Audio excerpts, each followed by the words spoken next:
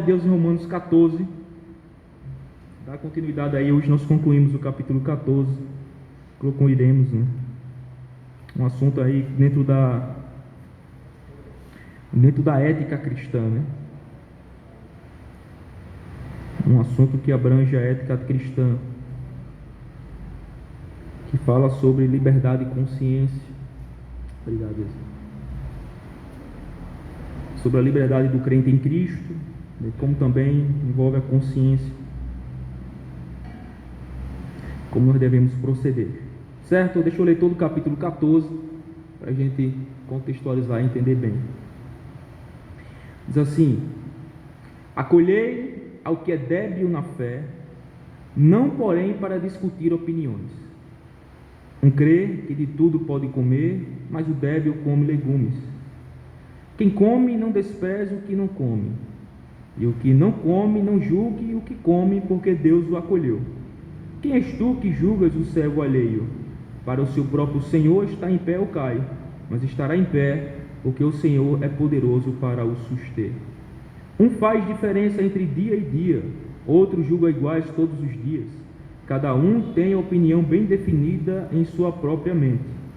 Quem distingue entre dia e dia para o Senhor faz, e quem come para o Senhor come, porque dá graças a Deus. E quem não come para o Senhor não come e dá graças a Deus.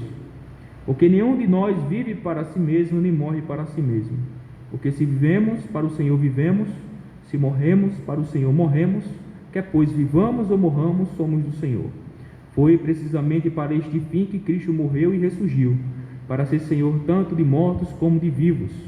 Tu, porém, por que julgas teu irmão? E tu, por que despreza o teu? Pois todos compareceremos perante o tribunal de Deus. Como está escrito: por minha vida, diz o Senhor, diante de mim se dobrará todo o joelho, e toda língua dará louvores a Deus. Assim, pois, cada um de nós dará conta de si mesmo a Deus. Não nos julguemos mais uns aos outros. Pelo contrário, tomai o propósito de não pôr de tropeço ou escândalo ao vosso irmão. Eu sei e estou persuadido no Senhor Jesus de que nenhuma coisa é de si mesma impura, salvo para aquele que assim a considera. Para esse é impura. Se por causa de comida o teu irmão se entristece, já não andas segundo o amor fraternal. Por causa da tua comida, não faças perecer aquele a favor de quem Cristo morreu. Não seja, pois, vituperado o vosso bem, porque o reino de Deus não é comida nem bebida, mas justiça e paz e alegria no Espírito Santo. Aquele que deste modo serve a Cristo é agradável a Deus e aprovado pelos homens. Assim, pois, seguimos as coisas da paz e também as da edificação de uns para com os outros. Não destruas a obra de Deus por causa da comida. Todas as coisas, na verdade, são limpas, mas é mal para o homem o comer com escândalo. É bom não comer carne, nem beber vinho, nem fazer qualquer outra coisa com que teu irmão venha a tropeçar, ou se ofender, ou se enfraquecer. A fé que tens, tenha para ti mesmo perante Deus. Bem-aventurado é aquele que não se condena naquilo que aprova, mas aquele que tem dúvidas é condenado se comer, porque o que faz não provém de fé, e tudo o que não provém de fé é pecado. Amém. Irmãos, o estudo: liberdade limitada pelo amor.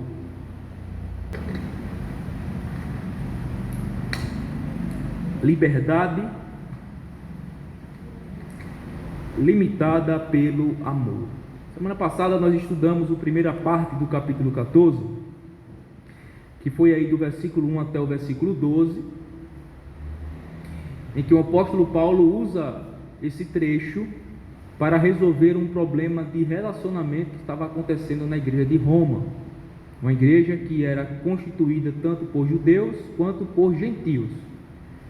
E a gente sabe muito bem que não foi assim rapidamente em que os judeus que se converteram a Cristo chegaram à compreensão, ao entendimento a respeito de todas aquelas leis cerimoniais que foram abolidas em Cristo e cumpridas nele. Então muitos daqueles que se convertiam a Cristo ainda continuavam com suas práticas, continuavam com as suas observâncias a respeito desses pormenores da lei de Moisés, no que diz respeito a a dieta judaica, bem como também o calendário judaico. Isso estava causando uma série de problemas na igreja de Roma, porque judeus crentes estavam com problemas de relacionamento com gentios crentes. Então, os judeus que veio e que cresceu dentro de todo aquele contexto, daquelas regras, daquelas orientações, né, no que diz respeito à dieta e à questão de dias sagrados, vivendo agora junto com gentios que vieram do mundo pagão, que não estava nem aí para o que comia, nem dia para se observar, nem nada. Então estava havendo um conflito de relacionamento na igreja de Roma.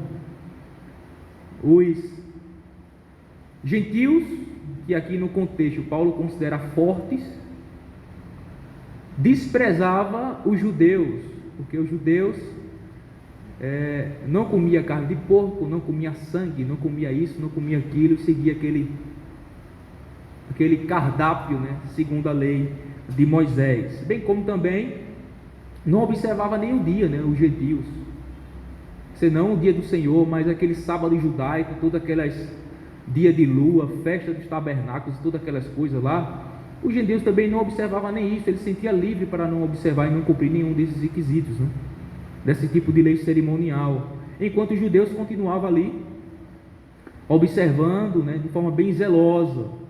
Então os gentios, que Paulo considera aqui como sendo os fortes, acabavam por desprezar os judeus, porque os judeus entendiam que precisavam e continuavam ainda a observar esses requisitos que tinham sido abolidos em Cristo Jesus nosso Senhor, né, dos aspectos da lei cerimonial. Mas por outro lado, os judeus, que aqui no contexto eram considerados fracos, né, por conta dessa questão da consciência dele fragilizada e sensibilizada, acabavam por julgar os gentios que não cumpriam as orientações segundo a lei de Moisés. Então, quando ele via lá um irmão crente, né, só que gentio, comendo carne de porco, ele simplesmente julgava: isso é comida impura, rapaz, você não pode comer isso. Isso é sangue, você não pode comer sangue, é proibido pela lei. Olha, você está no sábado, a festa dos tabernáculos, você não participa, você não se envolve. Olha, rapaz, você está errado, está lá na lei de Moisés, precisa ser observado. Então ficava esses dois grupos, um forte, que eram os gentios, que não observavam nenhuma dessas coisas, né? Sentia-se livre para não cumprir essas coisas, de fato é livre, mas desprezava os judeus, porque os judeus se apegavam a todas essas coisas, enquanto os judeus julgavam os gentios que não observavam essas coisas. Então havia ali um problema de relacionamento, né? Então imagina lá no dia do Senhor, no momento que o povo de Deus ia se reunir para cultuar a Deus. Normalmente após os cultos tinha lá a festa da fraternidade. Essa festa da fraternidade acontecia até o segundo século. Depois do segundo século acabou cessando de acontecer por conta de uma série de problemas. Mas todo dia do Senhor, todo domingo, tinha a tal festa da fraternidade, em que eles prestavam culto, louvavam a Deus e depois partilhavam de uma refeição. Cada dia trazia um prato da sua casa, uma comida, e se juntava para comer juntos. E nesta refeição era que acontecia a ceia do Senhor. Então a gente pratica hoje um tipo de ceia completamente diferente que era praticado no primeiro século, né? Era literalmente dentro de uma refeição, de uma janta após o culto, em que o povo celebrava a ceia do Senhor. Então todo domingo tinha isso. Agora imagina aí, gentios e judeus nessa mesma ocasião, crentes, né? Crentes em Cristo, mas na mesma ocasião. Aí vem lá o gentio, traz da sua casa lá um pernilzinho, né, de porco. Outro traz um leitãozinho assado na brasa, né? Imagina o judeu quando olhava para tudo aquilo ali. Que confusão. Outro trazia uma galinha cabidela, né? No sangue, né? O judeu quando olhava para aquilo dali começava a julgar os gentios. Enquanto os judeus que preferiam apenas comer legumes era desprezado pelos gentios. Veja que coisa. Então havia esse problema, sabe, de conflitos relacionais dentro da igreja de Roma. E nesse capítulo 14 Paulo vai escrever exatamente para tratar dessa questão. E na primeira parte do 1 ao 12, Paulo vai exatamente colocar cada grupo no seu devido lugar. Cada grupo no seu devido lugar. Ensinando o que? De forma resumida, porque a gente já tratou domingo passado, né, para a gente ir para o próximo texto, a partir do versículo 3.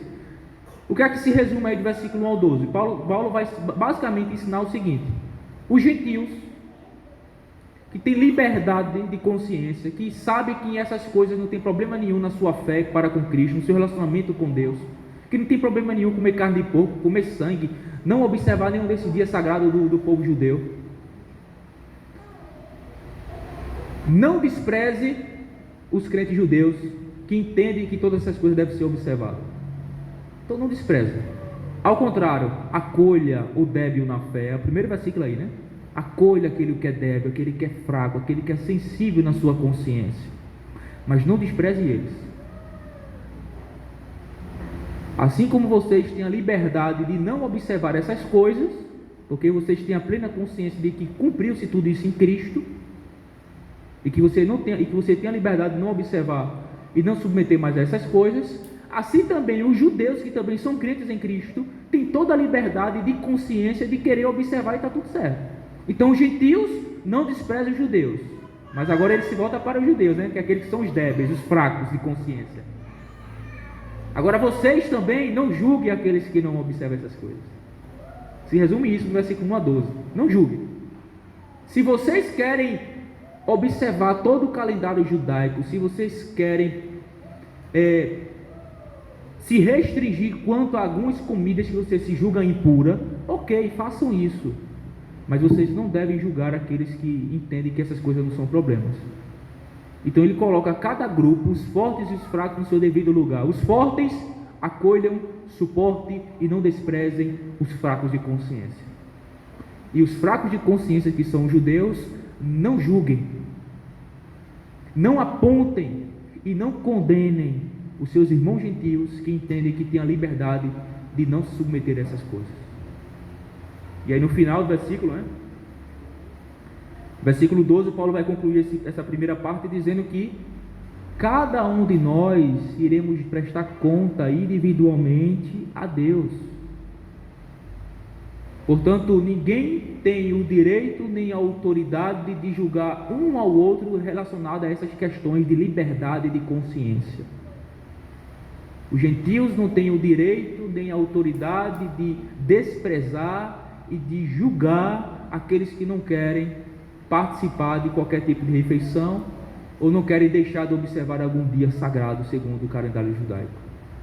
Bem como também estes judeus, que aqui é o débil na fé, também não têm autoridade nem liberdade de julgar e condenar e considerar como sendo pecado aquilo que os gentios têm a liberdade de fazer, porque cada um de nós é que dará conta de si mesmo a Deus diante do dia do juízo. É o que ele termina de versículo 12, né? Assim, pois, cada um de nós dará contas de si mesmo a Deus. Certo? Então, resumidamente, foi isso que Paulo tratou. Colocou os dois grupos no seu devido lugar, instruindo e ensinando como eles deveriam lidar de um para com os outros. Os fortes, que são os gentios, não desprezando os judeus em suas observâncias cerimoniais, né? E os fracos, que são os judeus, não julgar, nem apontar, nem condenar os gentios em sua liberdade, de não querer observar essas coisas, de comer qualquer coisa, de não participar de nenhuma festa judaica e nada desse tipo. Porque cada um, nessas questões, tem a liberdade de fazer o que bem entende, de acordo com a sua fé, com a sua consciência. É o que Paulo vai dizer no finalzinho do versículo 5, né? Cada um tem a opinião bem definida em sua própria mente. E ainda no versículo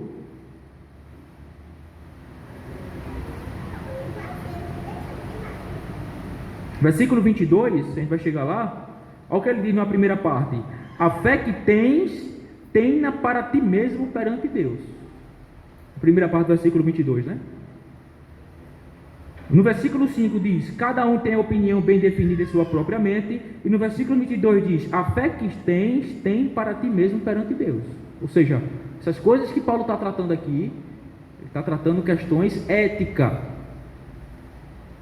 e que são questões completamente de liberdade de consciência. São questões que em si não são pecado nenhum.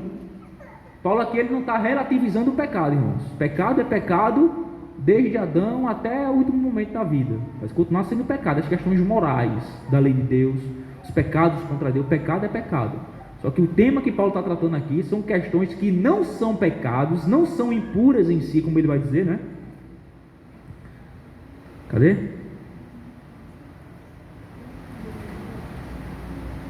Versículo 14: eu sei e estou persuadido no Senhor Jesus de que nenhuma coisa é de si mesma impura, salvo para aquele que assim o considera. Para isso é impuro, ou seja, para aqueles que são fracos de consciência. Mas ele tem consciência, Paulo, dizendo: não, essas coisas não são impuras, não são pecados.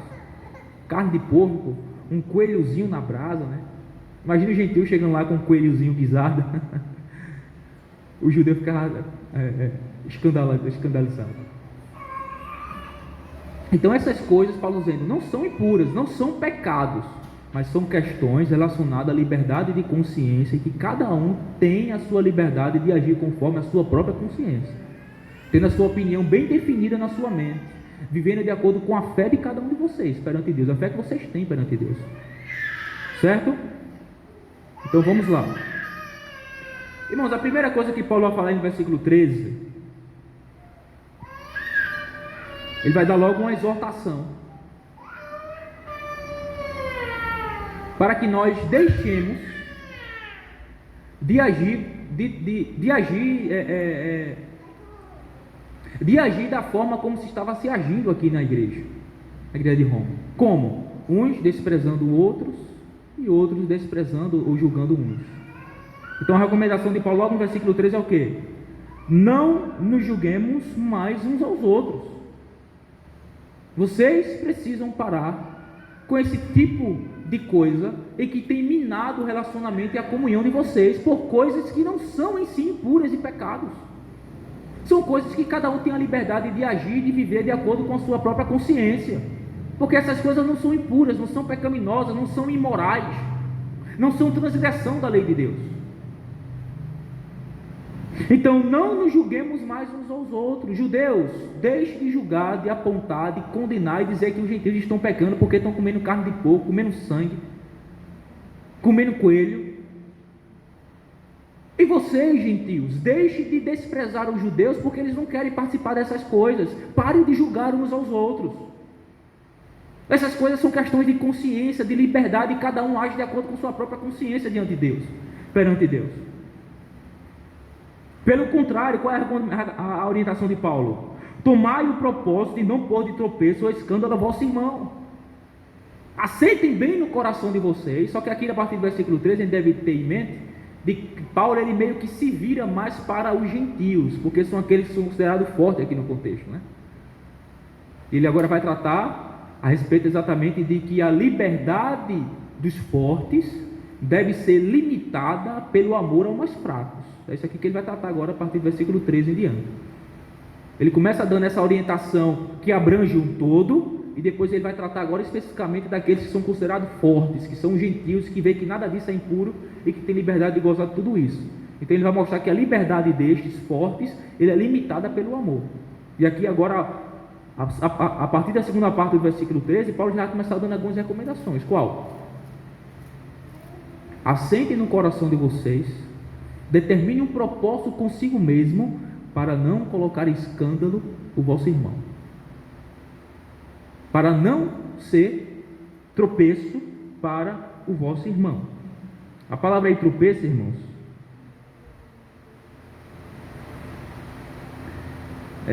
traz a ideia de um obstáculo no caminho de alguém.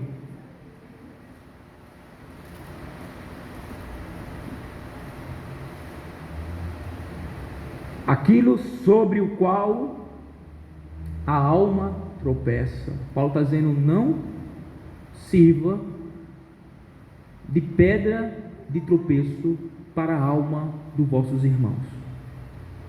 Não ajam dessa forma. Sentem no coração de vocês esse propósito. Vocês são fortes no que diz respeito à fé, vocês gozam da liberdade em Cristo, vocês sabem muito bem de que nada disso é impuro, vocês têm liberdade de participar, de provar, de se deleitar nisso, de louvar a Deus por todos esses benefícios, mas tomem um cuidado para que vocês não sejam pedra de tropeço para aqueles irmãos mais fracos na fé.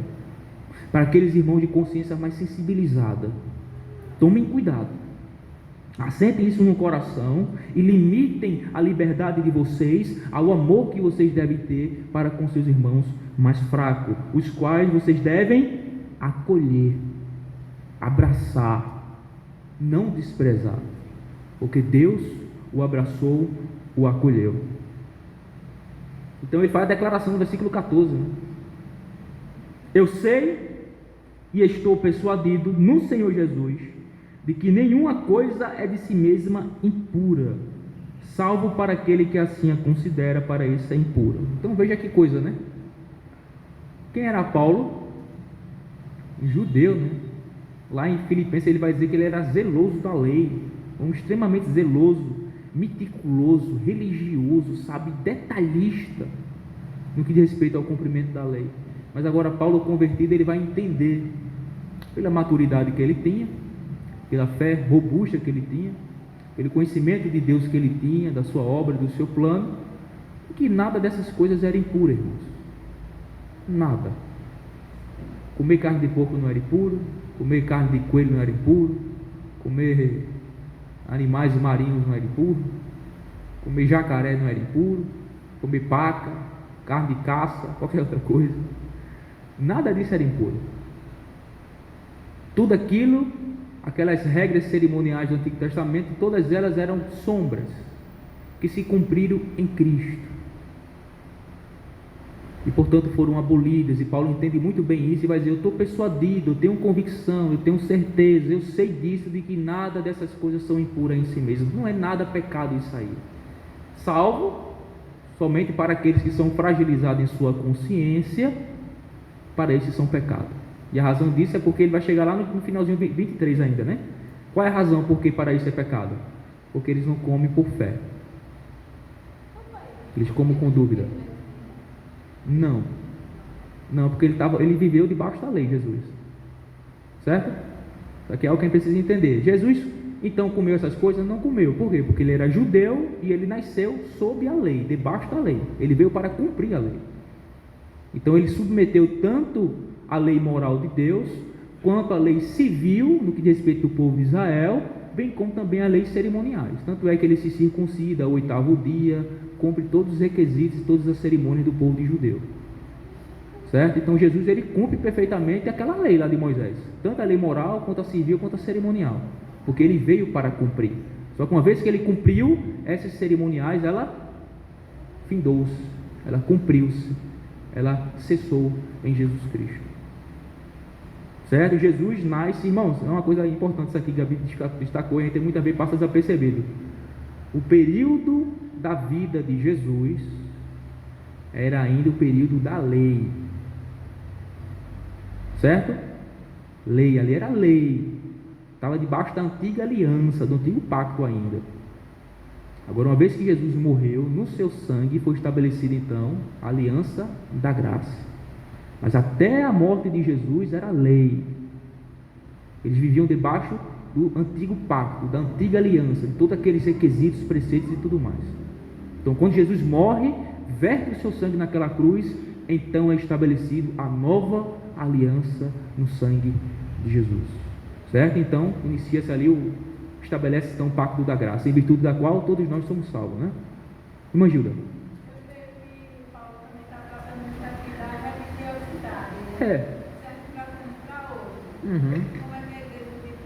Exatamente.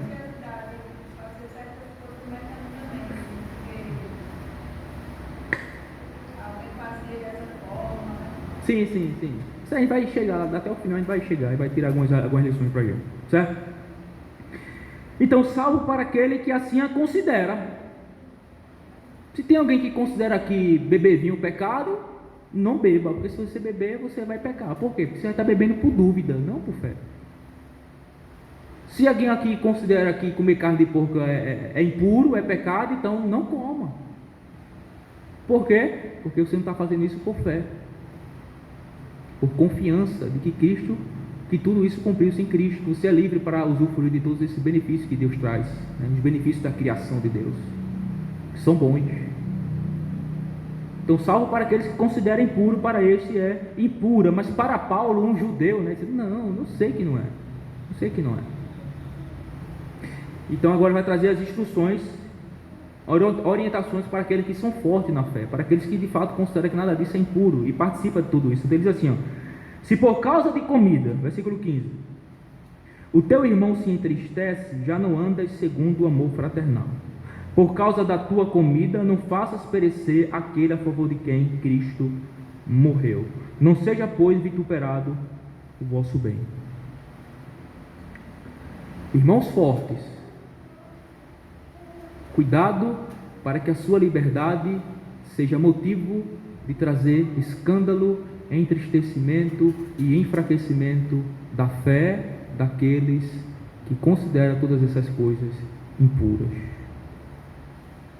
É isso que Paulo está dizendo. Tome cuidado, porque se vocês, por conta da comida de vocês, por conta da dieta de vocês, por conta de qualquer outra coisa que em si não é pecado, mas vocês fazem, e isto é motivo e causa de escândalo, de tropeço, de enfraquecimento e entristecimento daqueles que consideram essas coisas impuras, você já não está andando mais segundo o amor fraternal.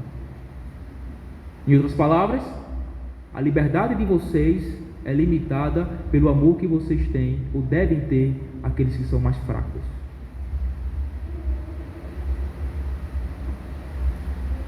Não seja, pois, vituperado aí é mal falado, né? O vosso bem, porque o reino de Deus não é comida nem bebida, mas justiça e paz e alegria no Espírito Santo. Aquele que deste modo serve a Cristo é agradável a Deus e aprovado pelos homens. Que deste modo? Que modo? Um modo de um amor abnegado, né? De tal maneira que a gente abre mão da nossa liberdade por conta da fragilidade da fé de alguns. A gente não influencia. Isso aqui é um ponto importante que a gente deve entender aqui no texto. A ideia aqui de colocar tropeço para o irmão, ou por conta da comida o irmão se entristece e por isso a gente não anda segundo o amor fraternal, que por conta da comida a gente faz o nosso irmão padecer, né, por quem Cristo morreu. Evidentemente, irmãos, não é por conta do uso da nossa liberdade em si, mas é assim: se eu influencio Luana de que tomar vinho não é pecado, e ela segue o meu exemplo, e ela me acompanha numa taça de vinho, só que ela, na sua consciência, faz isso contra a sua própria consciência, eu estou colocando Luana em tropeço. É nesse sentido aqui. Por quê? Porque seria impossível viver a vida cristã se o que Paulo está ensinando aqui é que a gente deve deixar de fazer as coisas porque outras pessoas podem ver, vamos dizer, nesse sentido. Por exemplo, tem igrejas que não podem usar barba, imagina isso. Então, por conta do amor a ele, eu não vou usar barba não, vou tirar a barba. Aí tem uma igreja ali na esquina que não pode usar bermuda, aí por conta disso eu vou lá e vou passar ali de calça. Seria impossível a gente viver, porque cada um tem uma opinião diferente, sabe? Cada um tem um uso e costumes, um jeito de ser e de pensar a respeito de determinadas coisas, que se a gente for submeter-se a tudo que as pessoas acham e pensam, a gente sequer viveria.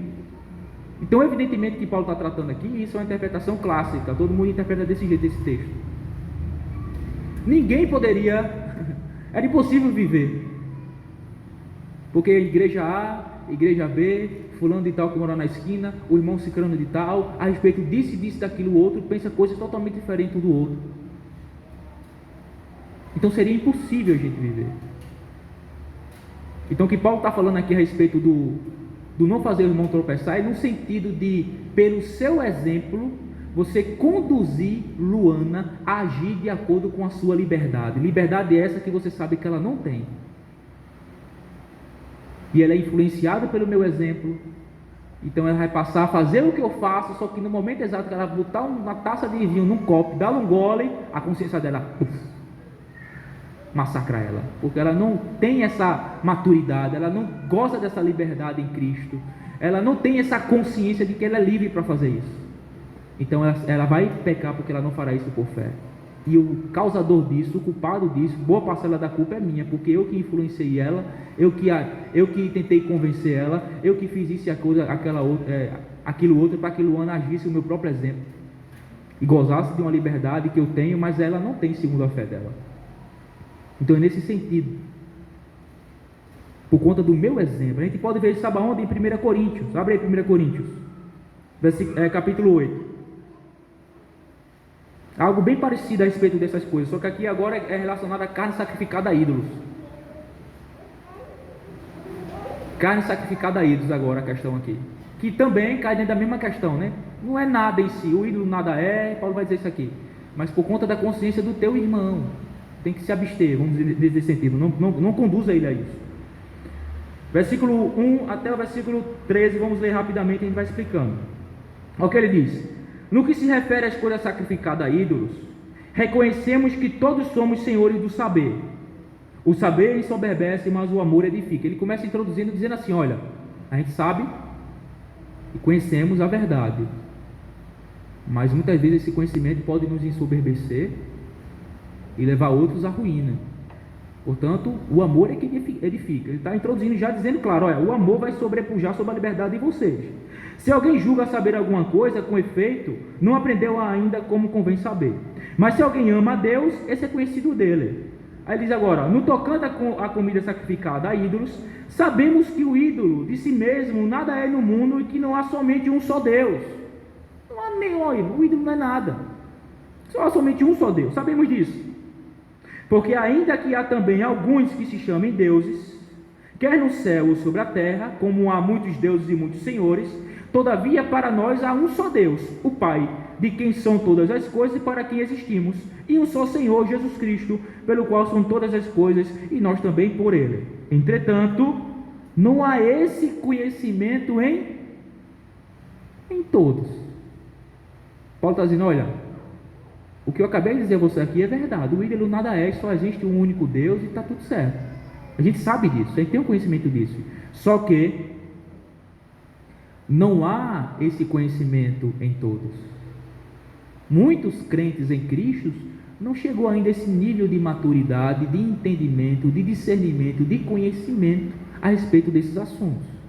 Então ele vai começar a dar as orientações, porque alguns, por efeito da familiaridade até agora com o ídolo, ainda comem dessas coisas como a eles sacrificadas, e a consciência destes, por ser fraca, vem a contaminar. O que está acontecendo aqui na igreja de Corinto? A igreja de Corinto, irmãos, era uma cidade completamente pagã. Toda a carne que vendia no açougue era sacrificada. Imagina isso.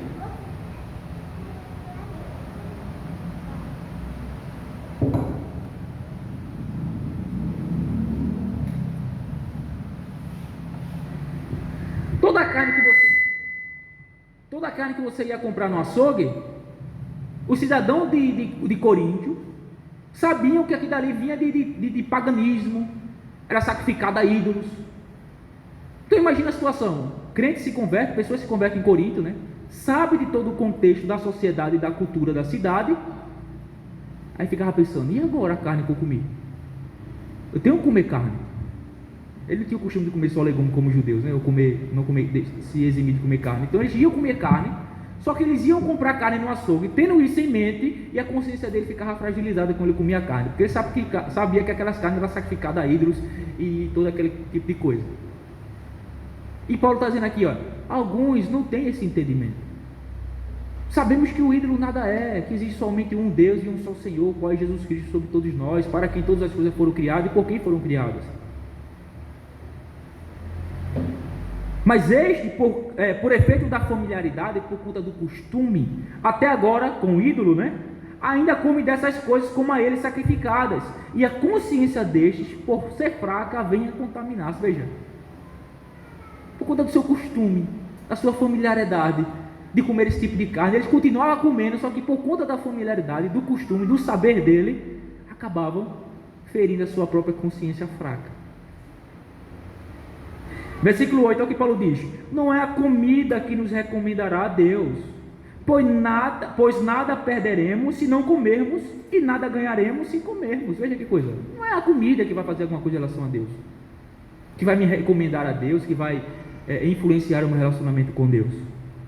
Vede, porém, agora a orientação, vede, porém, que essa vossa liberdade não venha de algum modo a ser tropeço para os fracos, porque se alguém te vir a ti, que és dotado de saber aqui é de maturidade, né? De liberdade, sabendo que essas coisas nada é, a mesa em templo de ídolo, não será a consciência do que é fraco induzida a participar de comida sacrificada a ídolos? Veja que a questão aqui não é o exemplo de eu fazer, mas é o perigo de eu influenciar alguém a fazer essa mesma coisa e por conta da consciência fraca dele, ele vier a pecar. É exatamente isso que Paulo está dizendo no versículo 10, né? Porque se alguém te vir a ti, que és dotado de saber, a mesa em templo de ídolo, não será a consciência do que é fraco induzida a participar de comida sacrificada a ídolos? Ou seja, veja, estou eu lá comendo, né? Estou lá numa mesa de um restaurante, de algum lugar assim, uma bodegazinha na esquina lá de Corinto, uma carne bem. Aí passa a Luana. Poxa, rapaz, o irmão Alan está ali comendo, rapaz. Aquelas carnes é tudo sacrificado a ídolo. Aí ele está comendo, aí ele é pastor, né? Eu vou lá também comer um pedacinho. Aí vai lá, Luana. Foi conduzida a fazer, a comer carne sacrificada a ídolo, vamos dizer, né? Para ela isso é, a consciência dela é fragilizada. Então ela vai lá e senta na mesa comigo e diz, pastor, eu vou comer um pouquinho também. Se eu comer aí, eu vou lá, coma minha filha, coma. Aí está a Luana com a consciência pesada depois, com a consciência fragilizada, cheia de culpa, assim, abatida, entristecida, pequei contra o Senhor. Por conta de quê? Por minha causa, por minha culpa, que conduzi, induzi, influenciei Luana a participar de algo que ela não tinha maturidade para participar. Esse é o mesmo ponto, né? De que Paulo, o mesmo sentido que Paulo está dando lá em Romanos. Não é simplesmente eu fazer, mas o problema é quando eu influencio, conduzo algum irmão fraco também a fazer o que eu estou fazendo. E então, quando ele faz, a sua consciência, lhe acusa. Porque ele diz, isso é pecado, isso não poderia fazer isso, eu não poderia tomar um gole de vinho, eu não poderia comer um porco na brasa, eu não poderia, isso é comida impura. E aí eu estou sendo pedra de tropeço e rocha de escândalo para os nossos irmãos mais fracos. E por isso eu deveria evitar essas coisas. Não influenciá-la, evitar de fazer coisas na frente, para ela não ser conduzida. E por conta da fragilidade dela, que eu sei que ela tem, ela vier acabar pecando contra o Senhor. Não porque a comida em si é alguma coisa ou é pecado ou impura, mas por conta da consciência dela. Para ela é impura, para ela é errado, para ela é pecado. Certo? Aquele que deste modo serve a Cristo é agradável a Deus e aprovado pelos homens. Que modo? Aquele que coloca o amor aos irmãos mais fragilizados acima da sua liberdade de consciência. Então, por conta da minha liberdade, eu devo tomar cuidado para não conduzir, para não induzir, não influenciar irmãos meus que eu sei que têm alguns problemas com algumas coisas, a fazer coisas que eu faço, quando eu sei que ele não tem essa liberdade em sua consciência. E assim eu vou acabar conduzindo eles a pecar contra o Senhor. Versículo 19, irmãos. Assim, pois, seguimos as coisas da paz e também as da edificação de um para com os outros. Devemos fazer tudo quanto é necessário e suficiente para a promoção da paz no nosso meio, e não de conflitos, de dissensões e de divisões. As coisas que vai causar edificação para os meus irmãos, e não as coisas que vai trazer ruína e minar a nossa comunhão ou a nossa unidade em nossa igreja.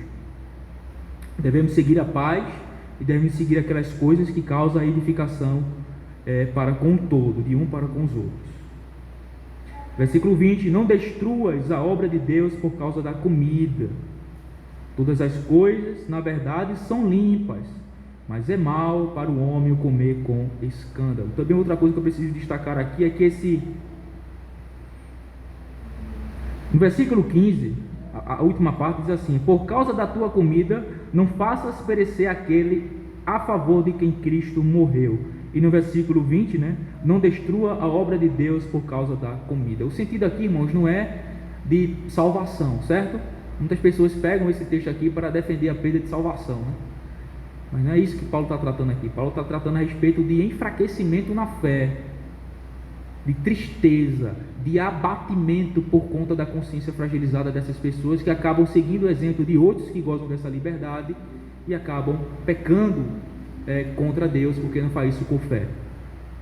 E por conta disso essa pessoa fica abatida, cabisbaixa, enfraquecida, cheio de culpa, de peso, de fardo, de pecado e de condenação sobre si.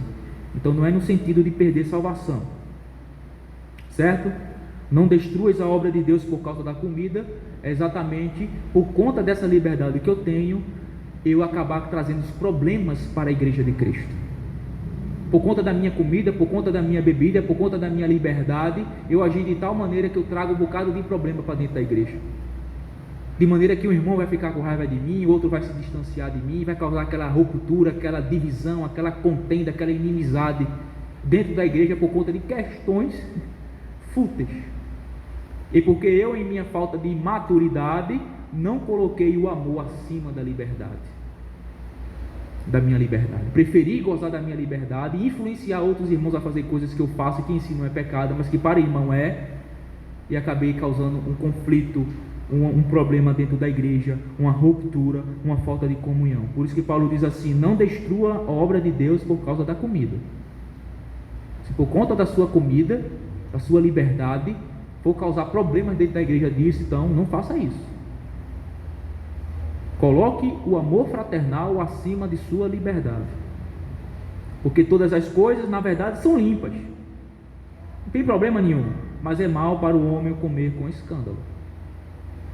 Mas é mal para o homem, para o cristão que goza da sua liberdade e que esta liberdade seja motivo de tropeço e de escândalo para os irmãos mais fracos, por influenciá-los, por conduzi-lo, por induzi-lo a fazer coisas que eles não são capazes de fazer, não têm liberdade de fazer. É bom, então a orientação de Paulo aqui, é bom não comer carne, nem beber vinho, nem fazer qualquer outra coisa com que teu irmão venha a tropeçar, ou se ofender, ou se enfraquecer. Aí esse ou se ofender ou se enfraquecer está entre esse colchete, vocês estão vendo, né? E a gente sabe muito bem que quando está entre colchetes, significa que esse texto aqui não aparece em todos os manuscritos originais. Tem alguns manuscritos que não tem esse pedacinho no final. Então os tradutores têm dúvidas se de fato ele faz parte ou não do texto original. Por isso que toda vez que apareceu um colchete, exatamente esse tipo de dúvida dos tradutores, porque não foi encontrado em todo o manuscrito original, certo? Então, em um manuscrito original aparece essa expressão, em outros não aparece. Então, por conta disso, os tradutores não sabem se fazem parte do texto original, e aí introduzem, mas colocam esse sinal para que identifique de que não aparece em todo o manuscrito, certo?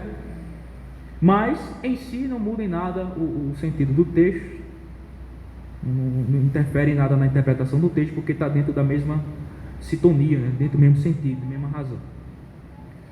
Então é bom, irmãos, abster-se da sua liberdade de comer carne, de tomar vinho ou de fazer qualquer outra coisa que venha causar tropeço ao irmão, por amor a ele, por amor a ele. Não busque influenciá-los, não busque induzi-los a fazer coisas que você sabe que podem fazer, que não é pecado, mas você sabe que também ele não tem bagagem espiritual, vamos dizer assim, maturidade espiritual para participar dessas coisas que você participa, para que ele não venha ferir a sua consciência, então pecar contra Deus e fazer essas coisas por dúvida e não por fé. Então, se for para isso, então evite esse tipo de coisa por conta do amor ao seu irmão. A fé que tens, tenha para ti perante Deus. Irmã Gilda, tem fé? Sabe que essas coisas não são pecado? Sei, tem liberdade? Tranquilamente, minha consciência não pesa nem nada, ok. Tenha perante Deus, viva de acordo com ela, mas por amor aos seus irmãos, tome cuidado em relação a algumas coisas, para que o seu exemplo não conduza, não influencie outros irmãos que são fragilizados em consciência a fazer coisas que você faz, e por isso eles vierem a pecar contra Deus, porque ele não faz por fé. Bem-aventurado é aquele que não se condena naquilo que aprova. Bem-aventurado é aquele que não se condena naquilo que aprova. O que é que Paulo está falando aqui? Exatamente a respeito do meu exemplo ou da minha influência a levar outros a fazer coisas que ele não tem condições de fazer, né? Então estou sendo condenado naquilo que eu aprovo. Por exemplo, eu aprovo, para mim não é problema nenhum eu comer porco. Para mim não é problema nenhum eu comer porco. E para a Aninha não é. Para a Aninha é. Aí eu, com o meu exemplo, minha filha, bora minha filha, não tem problema nisso não, pai. Oxi, que negócio é esse? Não, vamos lá, tem aqui uma bistequinha de porco, pode comer. Aí a irmã diz, mas rapaz, não tem problema não. Tá bom, aí vai, bota lá e a Aninha começa a dar umas gafadas. Daqui a pouco a consciência dela, pesa nela. Ela se sente culpada, a fé enfraquece, fica cabisbaixa, abatida. E o culpado disso, boa parcela foi eu. Então eu estou me condenando naquilo que eu aprovo, que é comer carne de porco não é pecado. Mas por conta da minha condução, da minha orientação, da minha influência, a minha veio a comer também, e ela veio a pecar. Então eu me condenei naquilo que eu me aprovo. Então Paulo diz, bem-aventurado é o homem que não se condena naquilo que aprova. Então tome cuidado para não influenciar, para não conduzir, para não levar pessoas a fazer coisas contra a sua própria consciência. E assim vocês estão pecando. Vocês estão se condenando naquilo que vocês aprovam, a liberdade que vocês têm em Cristo. Ana. Oxe, rapaz. Certo? Agora 23 para nós terminarmos. Mas aquele que tem dúvidas é condenado se comer. Porque o que faz não provém de fé. E tudo que não provém de fé é pecado. Se você tem dúvida em alguma coisa relacionada a alguma questão ética que não é pecado, costumes, questão de cultura e todas essas coisas, não faça. Não faça. Certo? Se você tem dúvida relacionada a alguma coisa cultural, ética, que em si não tem pecado nenhum, então você não faz. Porque se você fizer com dúvida, você já está pecando. Porque tudo que não provém de fé é pecado. E o que é fé? De acordo com Hebreus 11, é a certeza, é a convicção, é a segurança das coisas, dos fatos. Então, se você não tem certeza, não tem convicção, não tem firmeza de que comer carne de porco ou tomar vinho não é pecado, você tem dúvida, então você, se fizer, você vai estar pecando contra o Senhor. Sua consciência vai lhe acusar, você vai se sentir culpado, você vai se enfraquecer na fé, e a orientação é: não faça, não faça. Certo? Algumas aplicações para nós aqui, algumas lições. Primeiro, não force nenhum dos irmãos a fazerem algo contra suas próprias consciências. Vou repetir: não force nenhum dos irmãos a fazer algo contra a sua própria consciência. Se você quer fazer, faça, mas não estimule ou conduza nenhum irmão a agir de acordo com a tua liberdade, a qual você sabe que ele não tem. Não faça isso. Os fortes aqui presentes. Os fortes aqui presentes. Não faça isso. Certo? Não force nenhum dos seus irmãos que acha que alguma coisa é impura ou é pecado e você sabe que não é. Não force, não influencie, não estimule, não conduza o seu irmão a fazer esse tipo de coisa. A usar de uma liberdade que você tem, mas você sabe que ele não tem em sua consciência. Então, por favor, irmãos, não faça isso. A segunda lição que a gente aprende aqui é que abra mão de sua liberdade, se essa liberdade for influenciar irmãos a agirem contra suas consciências. Acima de tudo e acima da sua liberdade deve estar o amor pelos irmãos mais fracos. Então, se for necessário, abra mão da sua liberdade por amor aos irmãos. Terceiro, cuidado para a sua liberdade não ser empecilho para a edificação e comunhão da igreja. Você vai chegar lá, Ana. Deixa eu falar. Terminando já, você tira dúvida. Cuidado para a sua liberdade não ser empecilho para a edificação e comunhão da igreja. Cuidado. Seja cauteloso, seja prudente, seja sábio. Por último, cuidado para a sua liberdade não ser instrumentos de divisão na igreja. Ele estava causando lá na igreja de Roma, né? Estava um certo clima tenso por conta da liberdade de uns.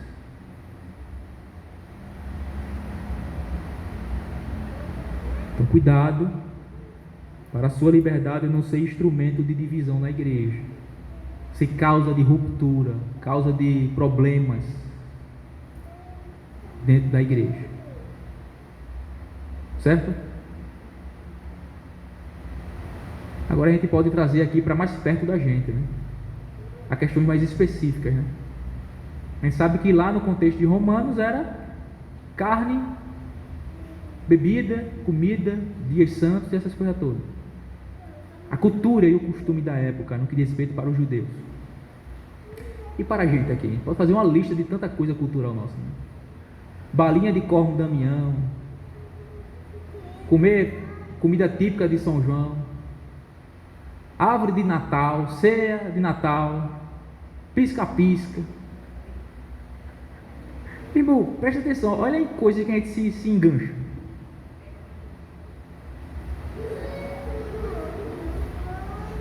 Veja, as coisas que a gente se engancha, vê? Coisas que não mudam em nada na minha fé em Cristo, na minha comunhão com Deus, no meu relacionamento com Ele. Questões culturais, questões éticas, questão de costume da nossa nação, da sociedade, que não tem nada a ver com o Evangelho, com a minha vida com Deus, com a minha comunhão com Ele. Tudo isso questões de liberdade de consciência, liberdade cristã. Se uns quer fazer, faça, tenha liberdade. Se outros não quer fazer, não faça e está tudo certo. Essas coisas em si não é pecado em nada. Em si não é pecado em nada. E a gente fica, sabe, batendo cabeça com essas coisas, sabe? Olha, não pode. Olha, você pode comer milho em abril, mas não coma em junho, não. Por quê? Porque junho é São João. O que é que tem? Não tenho participação nenhuma com São João, com o seu João, nem com Dona Benta, nem com São Pedro. Não. Uma data comemorativa, cultural, em que eu aproveito para estar junto com meus irmãos, com a minha família. Vou comer carne, vou comer milho, comer pamonha, canjica, e o que tiver na mesa eu como, está tudo certo. Só pode comer milho e canjica em setembro. Poxa, que negócio é esse? Sabe, irmãos, não muda em nada isso, irmãos. Questão de consciência, de liberdade que todos nós temos em Cristo. As coisas não mudam em nada na minha fé para com Cristo, a minha comunhão com Ele, o meu relacionamento com Ele. Questões absolutamente culturais. Quando coisas da nossa cultura não entram em choque com a nossa fé, temos a toda a liberdade de fazer isso. Agora, quando coisas culturais são coisas imorais, aí não. Como por exemplo, será comum daqui a uns anos o casamento homossexual? E isso será amplamente aceito na sociedade de forma completamente natural. Hoje ainda tem uma certa resistência. Mas marque isso, daqui a 10, 20, 30 anos você vai ver se não vai ser normal. Todo mundo já não vai se escandalizar mais. Mas aí é uma questão moral. Com isso aí a gente não tem papo, nem comunhão nenhuma. Aí a gente rejeita e rechaça completamente. Não é porque a cultura ou a sociedade abraçou essas coisas que nós iremos abraçar. Se tornará algo cultural futuramente, normal. Mas para nós não. Por quê? Porque a gente sabe muito bem que são coisas imorais, pecaminosas, impuras, transgressão da lei de Deus. Mas questões culturais que não vai contra a nossa fé, contra a doutrina, contra a palavra de Deus, questões que não são morais ou imorais, só cultura, costume do povo, não tem problema nenhum. Por exemplo, na África, você já viu na África como é as igrejas? Como os crentes na África se vestem? De acordo com a sua cultura, é roupa colorida, é um colar de madeira desse tamanho aqui no pescoço, um negócio no cabelo. Ora, é a cultura deles. A gente vai fazer o quê? Não, tem que se vestir agora de calça e de camisa polo, tá certo? Como assim? Você já viu a história de Hudson Taylor, o missionário na China? Ele chegou lá, irmãos, ele é americano, chegou lá, pregou por anos, e ninguém dava ouvido a ele. Por quê? Ele estava de paletó e gravata. E qual é a cultura chinesa? O tipo de roupa de veste deles lá? É vestidão, assim, ó. Vestidão, aquele sapato estranho, fake só. Cabelo meio rapado aqui, o cabelo meio grande, com trança e camisa grandona assim, folgadona, um vestidão. Aí o que foi que ele fez? Ele fez, peraí, pô, ninguém dá ouvido, ninguém para me ouvir, ninguém... Ele de paletó e gravata, né? Segundo a cultura americana, ocidental, ele se vestiu de forma típica do povo lá. Se vestiu do mesmo jeito, começou a botar a mesma coisa, a mesma roupa, pronto, ele começou a ter ouvido. E grande avivamento aconteceu naquele lugar. Milhares e milhares de pessoas vieram a fé em Cristo, milhares e milhares de chineses veio a fé em Cristo, tão somente porque ele se adaptou à cultura do local, no que diz respeito às vestes. Não era nada imoral, não era nada sensual, escandaloso, não era simplesmente algo comum para o povo lá da China. Ele se vestiu igual, começou a pregar o evangelho, a gente começou a se converter, ser salvo, pronto. Tem igreja na China até o dia de hoje. Então veja, questões culturais que não vai contra a nossa fé, contra a doutrina, contra o evangelho, contra a palavra de Deus, que coloca em conflito com ela, não tem problema nenhum. Quem quiser usufruir, participar, faz parte da nossa cultura. Na Escócia, como é que os homens se vestem na Escócia? De saia, né? Vai vestir saia aqui os homens. Eu não sou crente, eu tenho uma liberdade, né? Vista a saia, mas é algo completamente fora do reino dessas escandalizadas. Que coisa mais estranha, mais feia, isso é coisa de mulher, meu. Já na Escócia não é. Os homens vestem saia. Não, a gente tem que ser bíblico, sabe? A gente não pode amoldar-se à nossa cultura. No que diz respeito àquilo que é imoral e pecaminoso, evidentemente não. Mas aquilo que não é, temos a liberdade de fazer ou não fazer. Porque se a gente for nesse ponto de vista, então vamos fazer o seguinte. Essas roupas que a gente usa aqui, isso aqui é de quê? É da modernidade. Seguimos a cultura da nossa nação. É moderno, a gente se veste como a nossa nação se veste. Com o mesmo tipo de roupa, calça, camisa polo, camisa social, tênis, sapato, todo mundo se veste assim. Ou não é? Não, mas tem que ir, não pode não. Então faz o seguinte, vamos vestir túnica, igual a época de Jesus. E não usar sapato de couro, mas assim, de borracha. A gente vai usar aquela sandália de couro, percata de couro. E túnica até abaixo do joelho. Um vestidão.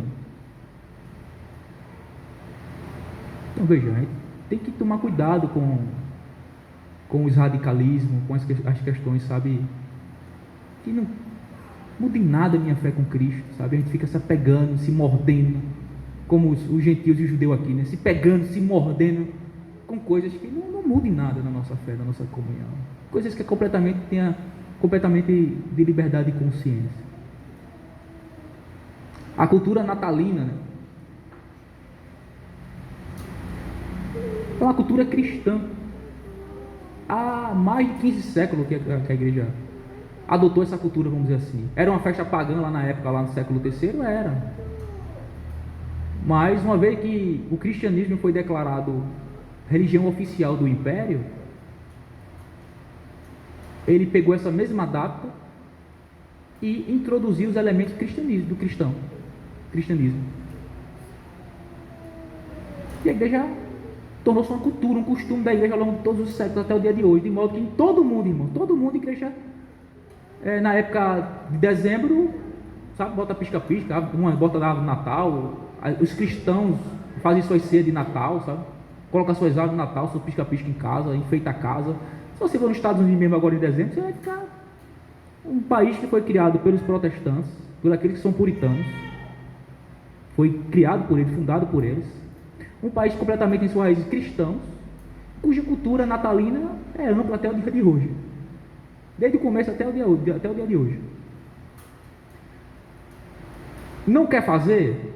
Fere sua consciência? Não faça, e está tudo certo. Agora também não julgue e condene aquele que faz, porque isso não muda em nada na nossa fé, de nada.